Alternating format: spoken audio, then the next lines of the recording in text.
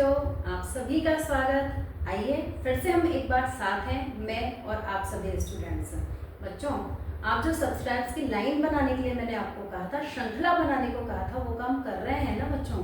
ताकि हमारे जो ये लेसन्स हैं, जो कक्षीय जो कक्षा का जो वातावरण है, कि जिस ढंग से हम कक्षा में समझाते हैं और आप हमसे जुड़ते हैं, उसी ढंग से जो जितने भी बच्चे हैं ऑनलाइन माध्यम से हम हमारे साथ में जुड़े बच्चों।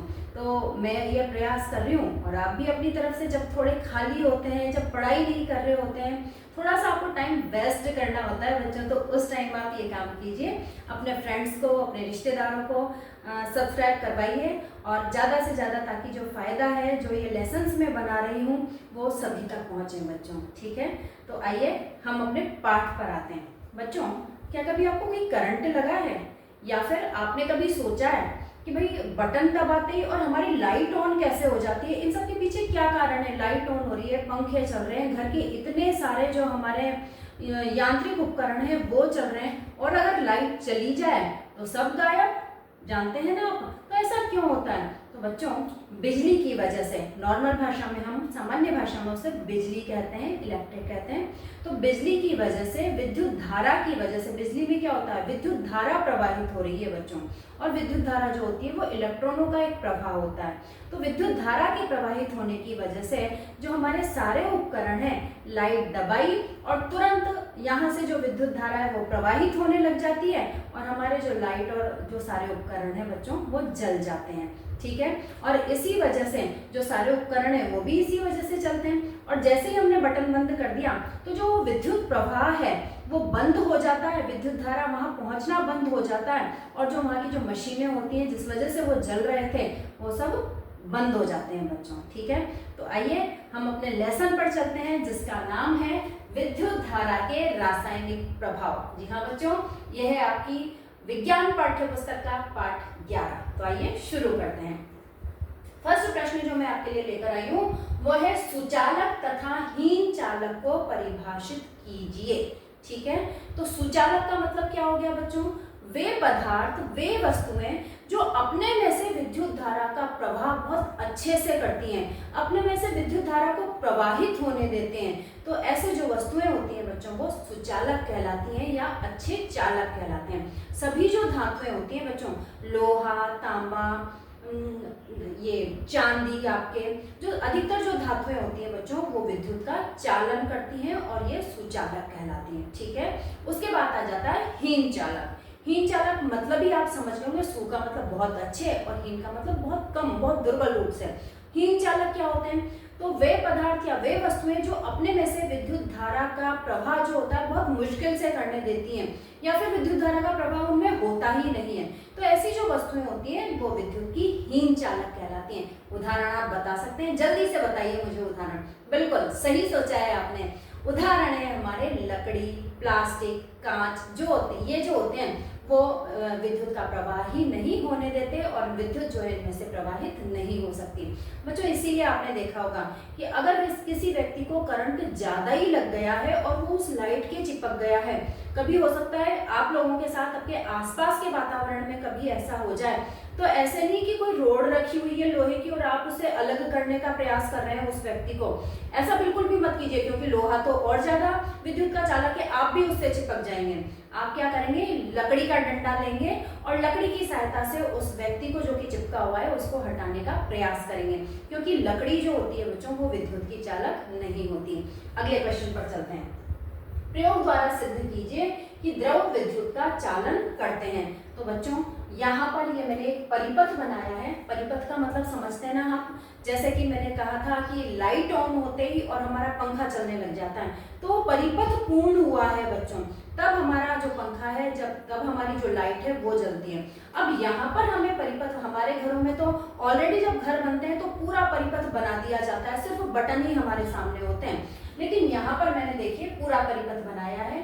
ये जो है वो बैटरी है, इसका ये प्लस वाला बड़ा वाला जो भाग होता है वो प्लस टर्मिनल होता है। आपको पता है दो टर्मिनल्स होते हैं, प्लस और माइनस। तो ये जो बड़ा वाला भाग है वो प्लस वाला धन टर्मिनल होता है, और ये छोटा वाला भाग है वो बैटरी का माइनस टर्मिनल होता है। ठीक है, ये हमने बल्ब लगाया है, ये कुंजी, कुंजी का मतलब बटन, ये बटन है जिसको अगर बीच में बिंदी न लगाएं तो ऐसा माना जाता है कि ये खुला हुआ है और विद्युत का प्रवाह इसमें से नहीं हो रहा। लेकिन यदि इसको बंद कर दें तो भाई हमने बटन ऑन कर दिया है, मतलब कि अब जो विद्युत का प्रवाह है वो सभी जो इसके अंदर लगाए हुए हैं हमने उपकरण, उनके अंदर विद्युत का प्रवाह हो रहा है। ठीक है, और ये जो दोनों सारे जो तार जिनसे हमने जोड़े हुए थे इनको हमने रख दिया नींबू के रस में। तो बताइए बच्चों कि भाई द्रव जो है वो विद्युत का चालन करते हैं या नहीं करते हैं। बच्चों यहाँ पर द्रव के रूप में नींबू का रस लिया गया है। यदि हम चाहें तो पानी में, सिंपल पानी में 2-5 पानी की बूंदे भी डाल सकते हैं। ठीक है, सिरका भी डाल सकते हैं, कोई क्षार हो तो वो भी डाल सकते हैं, नमक भी डाल सकते हैं। तो इस तरह से नींबू का विद्युत का प्रवाह करने वाले, चालन करने वाले हमने यहाँ पर विलयन ले लिया है। तो जब भी हमारे ये वाला क्वेश्चन आएगा कि प्रयोग द्वारा सिद्ध कीजिए तो हमें ये परिपथ बनाना है बच्चों। ठीक है, परिपथ जब हमने बना दिया तो हम फिर वर्डिंग्स में लिखना शुरू करते हैं कि जब हम इस कुंजी को लगा देते हैं तो परिपथ पूर्ण हो जाता है और परिपथ पूर्ण होने के कारण विद्युत का प्रवाह होने लगता है, जिसकी वजह से ये जो बल्ब है वो जल जाता है, दीप्त हो जाता है बच्चों। और बल्ब जल गया इसका मतलब क्या है कि जो द्रव होते हैं वो विद्युत का चालन करते हैं, क्योंकि अगर ये वाला द्रव जो है वो विद्युत का चालन नहीं कर रहा होता तो भाई इलेक्ट्रॉन है, आयन है, वो यहाँ से और यहाँ तक कैसे जाते हैं। ये तो पूरा परिपथ बना हुआ है, ठीक है, लेकिन ये दोनों तार तो अलग अलग ही है ना बच्चों। तो यहाँ से और यहाँ तक कैसे जाते वो इलेक्ट्रॉन, वो विद्युत का प्रवाह कैसे जाता। तो ये चालन कर रहा है द्रव, तभी तो जो विद्युत का प्रवाह है वो आगे तक गया और हमारा बल्ब जला। ठीक है बच्चों, तो इस उदाहरण से, इस परिपथ को बनाकर हम ये सिद्ध कर सकते हैं कि जो द्रव होते हैं वो विद्युत का चालन करते हैं। ठीक है, लेकिन बच्चों अगर ऐसे द्रव ले लिए जाएं कि जो जिनमें आयन ही ना बनते हों, जो विद्युत का प्रवाह ही ना करते हों, तो फिर यहाँ पर विद्युत का चालन नहीं होगा बच्चों, ये बात याद रखिएगा आप। ठीक है, अगले क्वेश्चन पे चलते हैं कि ये वाला जो परिपथ है, उपरोक्त परिपथ में यदि बल्ब नहीं जल रहा हो तो क्या कारण हो सकते हैं। परिपथ हमने पूर्ण कर दिया है, ये जो तार है वो हमने डुबो दिए हैं, नींबू का रस नहीं हो, यहाँ पे कुछ और हो, तो फिर बल्ब नहीं जल रहा फिर भी की लगाने के बाद भी, तो फिर क्या कारण हो सकते हैं बल्ब नहीं जलने के। तो बच्चों इसके 4-5 कारण हो सकते हैं। मेन कारण हम देखते हैं, बल्ब फ्यूज हो। साहब हमने जो बल्ब लगाया है वही फ्यूज हो तो फिर कैसे बल्ब जलेगा। ठीक है, सेल खराब हो, हमने जो सेल लिया है उसकी जो तारीख है वो निकल चुकी है, ठीक है, एक्सपायरी डेट हो चुका है वो, तो सेल ही खराब होगा तो विद्युत का प्रवाह किधर से होगा, सेल से ही तो विद्युत आ रही है हमारे इस परिपथ में। तो जब सेल ही खराब है तो विद्युत का प्रवाह नहीं होगा। फिर है कि विलयन विद्युत का प्रवाह नहीं कर रहा हो। ये जो विलयन हमने यहाँ पर लिया है उसमें आयंस नहीं बनते हों। बच्चों आयन यदि नहीं बनेंगे किसी भी विलयन में तो वो विद्युत का प्रवाह नहीं करेगा, क्योंकि विद्युत का प्रवाह करने के लिए उस विलयन के अंदर आयनों का होना बहुत आवश्यक है बच्चों। ठीक है, तो थर्ड जो हमारा कारण हो जाता है, विद्युत विलयन जो है वो विद्युत का प्रवाह नहीं कर रहा हो। और फोर्थ जो कारण है कि कुंजी खुली हो। हमने सब कुछ तो देख लिया पर पता चल रहा है कि बटन तो ऑन ही नहीं किया हमने, तो सब कुछ अरेंजमेंट कर दिया और बटन ऑन ही नहीं किया तो पंखा कैसे चलेगा। ठीक है ना, तो वही वाली बात है कि सब कुछ आपने देख लिया लेकिन आपने बटन ही ऑन नहीं किया, कुंजी आपकी ऑफ थी, तो फिर वो विद्युत अभी जो है वो विद्युत प्रवाह आगे बढ़ने ही नहीं लगा और आगे नहीं बढ़ने लगा तो बल्ब तक कैसे पहुंचेगा और बल्ब कैसे जलेगा। ठीक है बच्चों, अगले प्रश्न पर आते हैं कि आसूद जल या आसूद जल को शुद्ध जल भी कह दिया जाता है। शुद्ध जल क्यों कह रहे हैं बच्चों, क्योंकि इसमें किसी भी तरह के कोई आयन, कोई खनिज लवण नहीं होते। शुद्ध जल में हमारे यहाँ पर जो पानी आता है, नलों का पानी या नदियों तालाबों का, सभी का जो पानी रहता है बच्चों, उसमें कुछ ना कुछ आयन उपस्थित रहते हैं, कुछ ना कुछ खनिज लवण उपस्थित रहते हैं। तो तब जब उनमें से विद्युत का प्रवाह किया जाता है तो विद्युत का प्रवाह आसानी से उनमें हो जाता है, क्योंकि उनके अंदर आयन बनाने के लिए खनिज लवण उपस्थित हैं। ठीक है, लेकिन आसूद जल जो होता है या शुद्ध जल जो होता है उसमें कोई भी आयन, कोई भी खनिज लवण नहीं होते। तो हमारा क्वेश्चन ये है कि आसूद जल या जो शुद्ध जल है वो विद्युत का चालन क्यों नहीं करता। आंसर मैं आपको बता चुकी हूँ। क्यों नहीं करता? क्योंकि उसके अंदर विद्युत प्रवाह के लिए आयन ही नहीं होते। इसलिए यदि यहाँ पर इस नींबू के रस के बदले हम आसूत जल रख दें विलयन के रूप में, तो विद्युत का प्रवाह नहीं होगा। ठीक है बच्चों, क्लियर है? आगे चलते हैं कि एलईडी प्रकाश उत्सर्जक डायोड, एलईडी को हिंदी में हमने क्या कहा? प्रकाश उत्सर्जक डायोड क्या है? तो बच्चों ये देखिए, मैंने चित्र बनाया है छोटा सा। ऐसा छोटा सा बल्ब रहता है और विभिन्न कलर्स के ये आते हैं और इसमें ये एक लंबी लाइन, लंबा तार और एक छोटा तार लगा होता है। तो जब भी हमें इसको किसी परिपथ में जोड़ना है तो प्लस वाले को हम प्लस बैटरी के प्लस वाले टर्मिनल से जोड़ेंगे और माइनस वाले को हम बैटरी के माइनस वाले टर्मिनल से जोड़ेंगे। ठीक है बच्चों, तो ये तो बता दिया मैंने आपको एलईडी का चित्र कि एलईडी होती कैसी है। अब क्या होता है, एलईडी क्या है, इसका उत्तर हमें देना है। तो एलईडी दुर्बल विद्युत धारा होने पर भी दीप्त हो जाती है। बहुत कम विद्युत धारा प्रवाहित हो रही हो तब भी ये जल जाती है और इन्हें समपरिक्षित्र टेस्टर में बल्ब के स्थान पर लगाया जाता है। समपरिक्षित्र जानते हैं बच्चों? हमारे घरों में जो टेस्टर होता है जिसकी सहायता से हम कि भाई यहाँ पर करंट आ रहा है या नहीं आ रहा, वो चेक करते हैं। तो उस संपरिक्षित्र में, टेस्टर में, अगर बल्ब बहुत ही कम उसके अंदर विद्युत प्रवाह हो रहा हो तो कभी कभी ऐसा होता है कि विद्युत प्रवाह होने के बाद भी उसका जो लाइट है, वो छोटा सा बल्ब है, वो जलता नहीं है। तो यदि हम टेस्टर में एलईडी लगा दें तो वो एलईडी जो होती है वो कम विद्युत प्रवाह में भी दीप्त हो जाएगी और हमें ये लगेगा कि भाई इसके अंदर विद्युत प्रवाह तो हो रहा है लेकिन बहुत धीमी गति से या बहुत कम आयनों की वजह से ये विद्युत प्रवाह हो रहा है। ठीक है, अगला प्रश्न है कि कहीं की आग बुझाते वक्त फायरमैन जो होते हैं वो मुख्य विद्युत आपूर्ति को बंद कर देता है, क्यों? जो फायरमैन आग बुझा रहा है तो भाई वो पाइप जो है वो उनके हाथ में होगा, फायरमैन के हाथ में होगा, तभी तो वो आग बुझा पाएगा।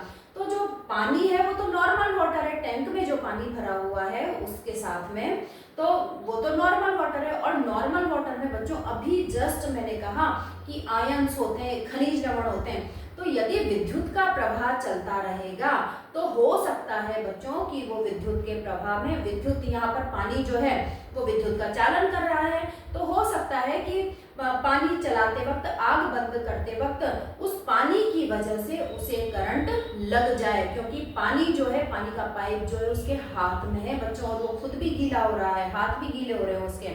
तो उस करंट की, वो जो करंट है पानी का करंट, वो उसे भी आ सकता है। इस वजह से सबसे पहले आग बुझाने से भी पहले क्या करता है फायरमैन, वहां का जो मेन विद्युत जो होता है, विद्युत का चालन होता है, इसलिए उसे करंट लग सकता है। क्योंकि पानी विद्युत का चालक होता है इसलिए उसे करंट लग सकता है। तो वो सबसे पहले क्या करता है कि जो मुख्य विद्युत आपूर्ति होती है उसे ही बंद कर देता है। तो न तो विद्युत वहां पर प्रवाहित हो रही होगी और नहीं उसे करंट आएगा। ठीक है बच्चों, क्लियर है यहाँ तक? अगला प्रश्न है बच्चों, विद्युत लेपन किसे कहते हैं? और ये सबसे ज्यादा बार पूछे जाने वाला प्रश्न है जो कि विस्तृत रूप से 4 या 5 नंबर का पूछा जाता है बच्चों। तो इसे हमें ये चित्र बनाना है और इसे विस्तृत रूप से आपको लिखना भी है। यहाँ पर मैंने शॉर्ट में बताया है ट्रिक्स आपको कि क्या करना है। इस तरह से हमने चित्र बना दिया बच्चों।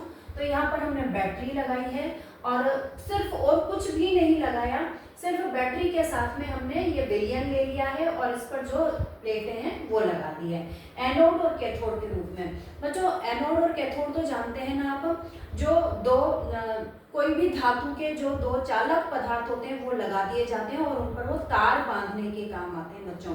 तो एक तो प्लस वाले से सिरे से जो जोड़ा जाएगा वो एनोड कहलाएगा और माइनस वाले सिरे से जो जोड़ा जाएगा, बैटरी के माइनस वाले सिरे से जो जोड़ा जाएगा वो कैथोड कहलाएगा बच्चों। और वो दोनों जो इलेक्ट्रोड होते हैं वो एक ही धातु से अधिकतर बने हुए होते हैं और हम चाहें तो उन्हें अलग अलग धातुओं से भी बना सकते हैं। ठीक है बच्चों, तो प्लस वाले को कहेंगे एनोड और माइनस वाले को कहेंगे कैथोड। ठीक है, पहले बच्चों ये पढ़ लेते हैं कि विद्युत लेपन किसे कहते हैं। ये देखिए परिभाषा के रूप में मैंने लिखा है कि विद्युत धारा किसी पदार्थ पर किसी वांछित धातु की परत निक्षेपित करने की प्रक्रिया को विद्युत लेपन कहते हैं। विद्युत द्वारा, ठीक है। तो यानी कि कोई पदार्थ है अपने पास में और मैं उसके ऊपर, वो है तो बहुत मजबूत, पर मुझे वो उसका रंग है या जो जी उसका कुछ समझ में नहीं आ रहा है, तो मैं चाहती हूँ कि उसके ऊपर उसकी परत चढ़ा दी जाए। जैसे मैं आपको एक उदाहरण दूं, हमारी जो बुक्स होती हैं, ठीक है, अच्छी तो हमें लगती है नई नई बुक्स, पर हम चाहते हैं साल भर हमें उनसे पढ़ना होता है, हम चाहते हैं कि ये खराब ना हो जाए, ठीक है। अगर वो पेज फट जाएगा, आगे वाला पेज फट जाएगा, तो फिर धीरे धीरे करके वो आगे और पीछे से दोनों तरफ से पेज फटते जाएंगे बच्चों। तो क्या होता है, मैं अपने बच्चों को जो सलाह देती हूँ, स्कूल खुलते ही जैसे ही आपको बुक्स मिली वैसे ही आप उनके ऊपर कवर चढ़ा लीजिए बच्चों। तो उस कवर से क्या होगा कि जो आपकी किताब है वो गंदी भी नहीं होगी और फटेगी भी नहीं। तो कभी कभी बैग में ले जाते वो फट भी जाती है, तो वो कवर, ऊपर वाला जो हमने कवर चढ़ाया है वो ही हटेगा, बाकी जो मेन किताब है उसके ऊपर कोई आंच नहीं आएगी। तो दोबारा आप चाहें तो उस कवर को चढ़ा सकते हैं, ठीक है। तो सुरक्षित रखने का काम, अच्छी दिखाने का काम तो जो ये है विद्युत लेपन करता है। इसमें एक विद्युत धातु के ऊपर, एक धातु के ऊपर दूसरी जो चाही गई, हम जिस धातु की चाहते हैं उसके ऊपर वो परत चढ़ा दी जाती है। जैसे मैं आपको बताऊं कि बाजार में बहुत सारे नकली आभूषण आपको मिलते हैं, रिंग्स मिलती हैं, चूड़ियां मिलती हैं, गले का कुछ पायल मिलती है चांदी की चमक की तरह से, जबकि वो टोटल 100-200 रुपए में आ जाते हैं बच्चों। चांदी की पायल इतनी सस्ती आती है 100-200 रुपए में, वो जो हमने सोने जैसे दिखने वाली जो चीजें होती हैं वो 100-50 रुपए में आ जाती है, जबकि सोना कितना महंगा हो रहा है बच्चों। तो भाई उन पर क्यों वो सस्ती आ रही है, क्योंकि उनके ऊपर सिर्फ परत चढ़ाई गई है बच्चों, वो वास्तव में सोने या चांदी की नहीं है, ठीक है। तो ये जो विद्युत के द्वारा एक धातु पर दूसरी धातु की जो परत चढ़ाने की प्रक्रिया है उसे विद्युत लेपन कहा जाता है बच्चों, ठीक है। और विद्युत लेपन के द्वारा हम क्या क्या कर सकते हैं, तो विद्युत लेपन के द्वारा कार के कुछ भागों, नल की टोटी, जो आपकी नल की नई नई टोटियां चमकती रहती हैं, गैस बर्नर कितना चमकीला होता है हमारा गैस चूल्हा जो होता है, साइकिल का हैंडल जब आप नई लेकर के आते हैं तब कितना चमकदार होता है, और आप उसको बरसों रख लें तब भी वो थोड़ा सा घिस जाता है, थोड़ी सी चमक कम हो जाती है, लेकिन वो दिखता नया है बच्चों, ठीक है। पहियों के रिम आदि पर क्रोमियम की परत चढ़ाई जाती है। तो वो जो चमकदार पदार्थ है बच्चों, वैसे तो ये सब चीजें लोहे की बनी हुई है, क्योंकि लोहे से मजबूत कुछ भी नहीं है, और मजबूत बनानी है हमें ये सारी चीजें, तो वैसे तो ये ओरिजिनल चीजें लोहे की बनाई जाती है। पर लोहा जो होता है आपको पता है संक्षारक होता है, पानी और वायु से क्रिया करके उसमें जंग लग जाती है। तो अगर इन चीजों को, और इन चीजों को तो बाहर ही रहना है, तो अगर ये चीजें साल भर भी बाहर रह ली, पता चले साल भर हमारी साइकिल बाहर खड़ी रही है, उस पर क्रोमियम की परत नहीं चढ़ी, तो उसके हैंडल को हम ऐसे तोड़ सकते हैं। ऐसा तो नहीं करना है बच्चों, ठीक है। इसलिए उसके ऊपर, क्योंकि संक्षारित हो जाएगा लोहा इस वजह से, इसलिए क्या करते हैं कि उसके ऊपर क्रोमियम की परत चढ़ा दी जाती है। क्रोमियम जो होता है वो एक बहुत मजबूत धातु है, तो परत भी जो चढ़ा रहे हैं वो भी मजबूत रहती है उसकी, और वो अपने अंदर जो लोहा है उसको सुरक्षित रखने का काम करती है, ठीक है बच्चों। पूरी साइकिल को भी हम क्रोमियम की बना सकते थे, पर क्रोमियम जो होता है वो बहुत महंगा आता है बच्चों, ठीक है। इस वजह से हम पूरी जो साइकिल है या पूरी जो वस्तुएं हैं वो हम क्रोमियम की नहीं बना सकते। साथ ही क्रोमियम में कोई संक्षारण नहीं होता, न वो बहुत ही कम क्रियाशील धातु है, न वो हवा से क्रिया करती और न वो पानी से क्रिया करती है। तो सालों हमारी चीजों को, हमारे वाहनों को सालों हो जाते हैं, लेकिन वो चमकदार बने रहते हैं। इसी तरह से नल की टोटियां देख लीजिए, गैस देख लीजिए, सारी की सारी चीजें जिन पर क्रोमियम की परत चढ़ाई जाती है वो सालों साल बच्चों चमकदार ही बनी रहती है, ठीक है। चांदी के आभूषणों पर सोने की परत चढ़ाने के लिए विद्युत लेपन का प्रयोग किया जाता है। इसी तरह से कुछ बर्तनों पर, कुछ बर्तन जो, कुछ धातुएं जो होती हैं वो हमारे खाद्य पदार्थ को नुकसान पहुंचा सकती हैं, तो इस वजह से उन बर्तनों पर मजबूत बनाने के लिए तो वो बर्तन लोहे के बना दिए, और उसके ऊपर कि भाई कुछ खटाई वाली चीज हमने बनाई, कुछ मीठा हमने उसके अंदर बनाया, तो वो खाद्य पदार्थों से क्रिया करके और वो उसे खराब न कर दें, इस वजह से उनके ऊपर जिंक की परत चढ़ा दी जाती है बच्चों, ठीक है। तो कुछ बर्तनों पर विद्युत लेपन कर दिया जाता है। खाद्य पदार्थों के भंडारण के लिए लोहे के डिब्बों पर टीन की परत चढ़ा दी जाती है। आपके देख लीजिए कि आजकल जो रसगुल्ले आते हैं और भी कई सारी जो मिठाइयाँ आती हैं वो टीन के डब्बे में आ जाती हैं बच्चों। तो बाहर से तो वो जो डब्बा है वो लोहे का बना हुआ होता है, लेकिन अंदर उसके ऊपर टीन की परत चढ़ी हुई होती है। क्यों? क्योंकि टीन जो है वो उस खाद्य पदार्थ से क्रिया नहीं करेगा, इस वजह से। ठीक है। पुलों, स्वचालित वाहनों, मूर्तियों को संक्षारण से बचाने के लिए, भाई वो खराब न हो, बाहरी वातावरण में है वो, तो वो खराब न हो, इस वजह से उनके ऊपर जिंक की परत चढ़ा दी जाती है। तो बच्चों ये विद्युत लेपन के कुछ उपयोग थे कि हम कहाँ कहाँ पर इनका उपयोग कर सकते हैं। अब मैं आपको बताती हूँ कि विद्युत लेपन किया कैसे जाता है। ये वाला प्रयोग हमने यहाँ पर, ये वाला जो परिपथ है वो हमने यहाँ पर बनाया है। जो दोनों प्लेटें हैं वो हमने कॉपर की ली है, तांबे की ली है, और साथ में ही जिस हमें कॉपर की परत चढ़ानी है, तो साथ में बच्चों हमें जिस धातु की परत चढ़ानी है उसी का ही विलयन लिया जाता है बच्चों। ठीक है। अभी मैं आपको एक उदाहरण के द्वारा समझाऊंगी। तो मान लीजिए कि ये कॉपर की प्लेटें लिए और हमें शुद्ध कॉपर की एक प्लेट बनानी है, दोनों में कुछ अशुद्धियां हैं, तो हम क्या लेंगे, उसी जिसका हमें परत चढ़ानी है उसी के लवण का ही हम विलयन लेंगे। तो यहाँ कॉपर की प्लेट ली थी तो विलयन हमने कौन सा ले लिया, कॉपर सल्फेट का विलयन ले लिया। ये कॉपर सल्फेट का विलयन भरा है, जैसे ही हम विद्युत प्रवाहित इसके अंदर होने लगती है, 15-20 मिनट विद्युत प्रवाहित होती है इसके अंदर, वैसे ही क्या होता है कि इसमें से ये जो विलयन था, इसमें से कॉपर सल्फेट जो है वो विद्युत की वजह से कॉपर प्लस आयनों में और सल्फेट माइनस आयनों में टूट जाता है, और वो जो है कॉपर जो है वो कैथोड पर जाकर जमा होने लगता है बच्चों। कैथोड की किरण ये वाली थी, क्यों? क्योंकि ये माइनस वाले से जुड़ रही है, तो जो माइनस से जुड़ा होगा वो कैथोड वाला होगा। तो कैथोड जो है इस वाली प्लेट पर कैथोड ये होता है, और जो कॉपर होता है, क्योंकि कॉपर धातुएं जो होती हैं वो धन आयनिक होती हैं, धन आयन में बदलती हैं विद्युत प्रवाह करने के बाद में, तो धन आयन जो है वो यहाँ पर विपरीत आवेश एक दूसरे को आकर्षित करते हैं, तो जो कॉपर है, धातु है, वो इस कैथोड पर जाकर जमा होने लगेगी कॉपर सल्फेट में से। ठीक है। अब जैसे जैसे कॉपर सल्फेट में से कॉपर कम होता जाएगा, कॉपर उधर जमा हो रहा है ना बच्चों, तो कॉपर कम होता जाएगा, वैसे वैसे ही क्या होगा कि यहाँ जो एनोड पर कॉपर की दूसरी परत, अशुद्ध वाली परत लगी हुई थी, उसमें से कॉपर वापस से विलयन में मिलता जाएगा। तो इस तरह से उस विलयन में कॉपर की जो मात्रा है वो कम नहीं होगी, और थोड़ी ही देर में ये जो कॉपर प्लेट है उस पर शुद्धतम कॉपर इकट्ठा हो जाएगा। ठीक है। ये मैंने आपको विद्युत लेपन की एक नॉर्मल प्रक्रिया समझाई बच्चों। अब मैं आपको एक उदाहरण देती हूँ कि हमें चांदी के किसी गहने पर सोने की परत चढ़ानी है। ठीक है। तो परत किसकी चढ़ानी है बच्चों? सोने की। तो इसलिए एनोड पर हम उस धातु को लेंगे, उस धातु की प्लेट को लेंगे जिसकी परत हमें चढ़ानी है। ठीक है। जैसे यहाँ पर मैं एनोड पर बोला है ना, तो यहाँ पर मैं किसकी परत लूंगी? सोने की परत लूंगी, क्योंकि मुझे भाई सोने का ही विलयन लेना है, हमें सोने के लवण का ही, क्योंकि लवण में से ही तो लवण ही तो टूट टूट कर जाएगा सोने के विलयन में। तो जब इसमें कमी हो जाएगी सोने की, तो वो सोना उसे कहाँ से मिलेगा? तो एनोड पर से ही तो मिलेगा।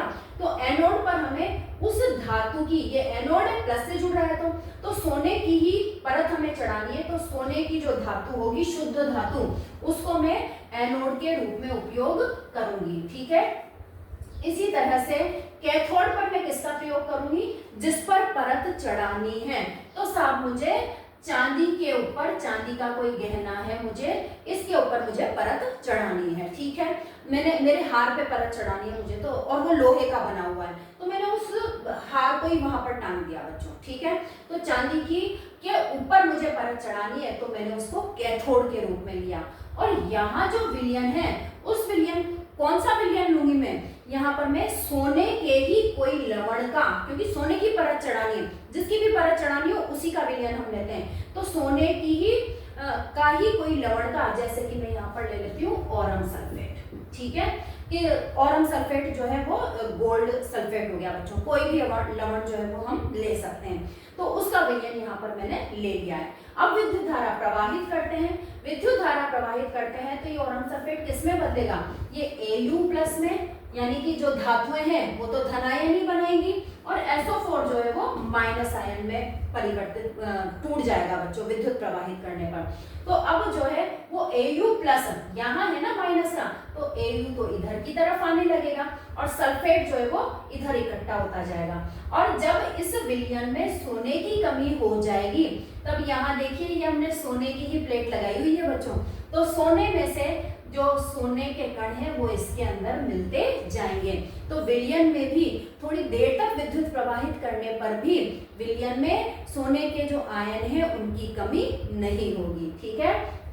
तो इस तरह से यहाँ पर हमने चांदी की वो रखी हुई थी कोई भी चीज, और इस पर जो है वो सोने के कण आकर जमते गए और धीरे धीरे हमारा विद्युत लेपन होता गया, ठीक है। तो थोड़ी ही देर में हम देखते हैं कि जो हमने चांदी का हार लटकाया था वहां पर, किस जगह पर, कैथोड पर, वो अब सोने की परत उसके ऊपर चढ़ चुकी है और वो सोने जैसा लग रहा है, केवल कुछ रुपए देकर, क्योंकि पूरा सोना नहीं चढ़ाया तो भाई वो सोने का भाव लेगा हमसे, सिर्फ हमने परत चढ़ाई है इसलिए हमें कुछ थोड़े से ही रुपए देने पड़ेंगे, ठीक है बच्चों।